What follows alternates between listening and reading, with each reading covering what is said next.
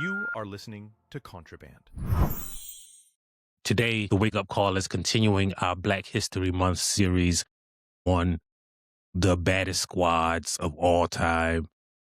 And today we're going to talk about the first South Carolina Volunteers. This was the first troop of Black Union soldiers to fight in the Civil War. It started with General David Hunter, who commanded the troops in South Carolina, Georgia, and Florida. Hunter had a special weapon, a spy, whose name was Harriet Tubman. She had gone to South Carolina to help free enslaved people and just help out however she could. Harriet kept telling David Hunter, hey, yo, we could watch these dudes if we just freed the slaves and just let them fight with us. And so he did it. He issued General Orders number 11, which basically freed all the enslaved people. And they gathered at this camp, Camp Saxton. And one of the first people to come was another woman, Susie King Taylor. Susie King Taylor was only 14 when she got there. She opened up, a 14-year-old girl now, started teaching the enslaved people who had freed themselves how to read. One of the dudes who had joined was Prince Rivers. Prince Rivers stole one of his master's horses and rode through Confederate territory from Edgefield, which is like in the northern part of South Carolina, reached Beaufort and enlisted in Hunter's regiment. I don't quite know what it was about Prince Rivers, but when you look at what everybody else said about Prince Rivers, they were like, yo, he the one, right?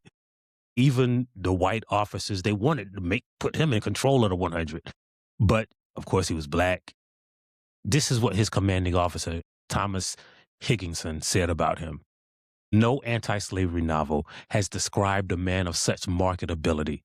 He makes Toussaint Louverture perfectly intelligible. If there should ever be a Black monarchy in South Carolina, he will be its king. Another guy was Adam Fields, who escaped enslavement and in Beaufort, like right around the corner, and went and volunteered. Now, when he escaped, he apparently fell off a horse and everybody kept it secret, but he must have been so good that he still was chosen to serve in the 100. Henry Haynes was born free in South Carolina.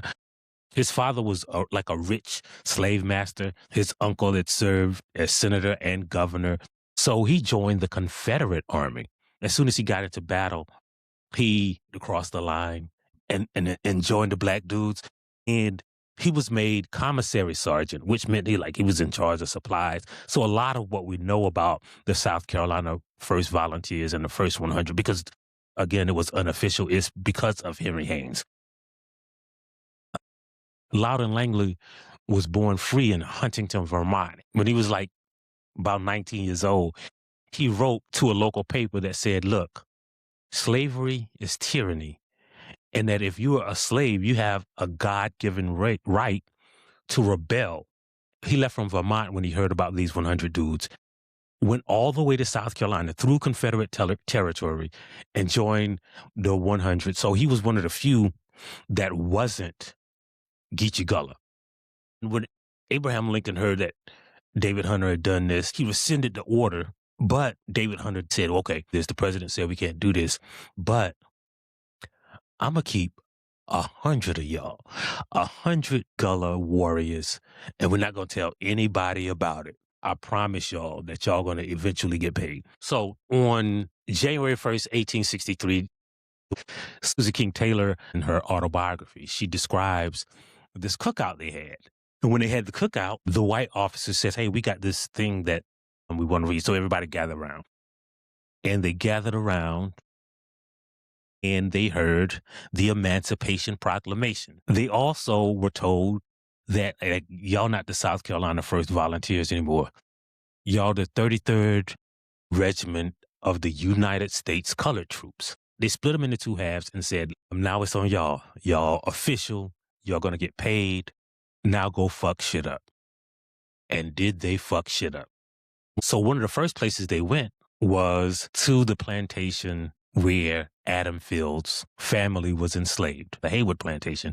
They burned it down. This is the group that Harriet Tubman also took on the Combahee River Raid, what is essentially the first Marine expedition. They never talk about how she got the intelligence of where these Confederate cannons and gunboats were located. And that was because of Hunter's 100 warriors. They had been sneaking onto plantations and getting intelligence the whole time. And I know we've heard that phrase that Harriet Tubman freed 1,000 slaves. She could have freed 1,000 more. She never said that. But if you count the Combahee River Raid and her service with the 100, she probably freed more than 1,000 enslaved people. After they tore through South Carolina and fucked all these white Confederates up, they went and lived their lives. Prince Rivers used this pay to buy a farm near where he was enslaved in Hamburg. He started in all-black county, became the state representative, became the town mayor, became the justice of the peace. In 1876, he sentenced these two white dudes that started the Hamburg Massacre, which directly caused the overthrow of the U.S. government in 1876 in the 1876 election, which led to Jim Crow. Susie King Taylor became a nurse during the Civil War. She married one of the 100.